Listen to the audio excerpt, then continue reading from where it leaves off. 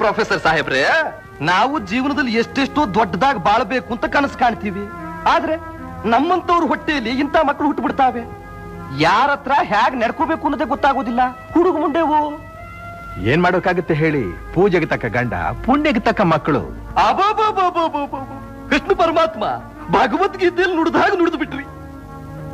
ನಮ್ಮ ಕಾಲದಲ್ಲಿ ನಿಮ್ಮಂತ ಜ್ಞಾನಿಗಳಾದ ಪ್ರೊಫೆಸರ್ನ ನಾನು ಕಂಡೇ ಇರ್ಲಿಲ್ಲ. ಈ ಹಣ ನೀವು ತಗೊಂಡ್ಬರೋ ಬದಲು ನಿಮ್ ಮಗನ ಕೈನಲ್ಲೇ ಕಳಿಸಬಹುದಾಗಿತ್ತು.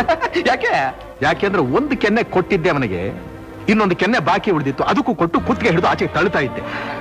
ಎಷ್ಟಾದ್ರೂ ನೀವು ದೊಡ್ಡವರು, ಸ್ವಲ್ಪ ಗೌರವ ಕೊಟ್ಟು ಹೊರಗಡೆ ಹೋಗಿ ಅಂತ ಹೇಳ್ಬೇಕಾಗಿತ್ತು. ಎಂಥ ಗುಣ, ಎಂಥ ಗುಣ! ಸ್ವಾಮಿ ವಿವೇಕಾನಂದರಂಥ ಗುಣ. ಸರಿ, ಇನ್ನು ನಾನು ನಿಮ್ಮನ್ನು ಬಲವಂತ ಮಾಡೋದಿಲ್ಲ. ಆದ್ರೆ ನನ್ನ ಮಗನ ವಿದ್ಯಾಭ್ಯಾಸಕ್ಕೆ ತೊಂದರೆ ಮಾಡೋದಕ್ಕೆ ನಾನಿರೋದು. ಅಲ್ಲ, ಅವನು ಮಾರ್ಕ್ಸ್ ಕಾರ್ಡ್ ಫೋರ್ಜರಿ ಮಾಡಿ ಗಲಾಟೆ ಮಾಡೋದೇ ನನ್ನ ಮೊದಲನೇ ಕರ್ತವ್ಯ. ಇನ್ನು ತಾವು ಹೊರಡಬಹುದು. ಅಲ್ಲ, ನನಗೋಸ್ಕರ ದಯವಿಟ್ಟು ಹೊರಡೆ ಇಲ್ಲಿಂದ. ಅಲ್ಲ, ಒಂದು ಭರವಸೆ ತಾವು ಕೊಟ್ಟು. Please get out.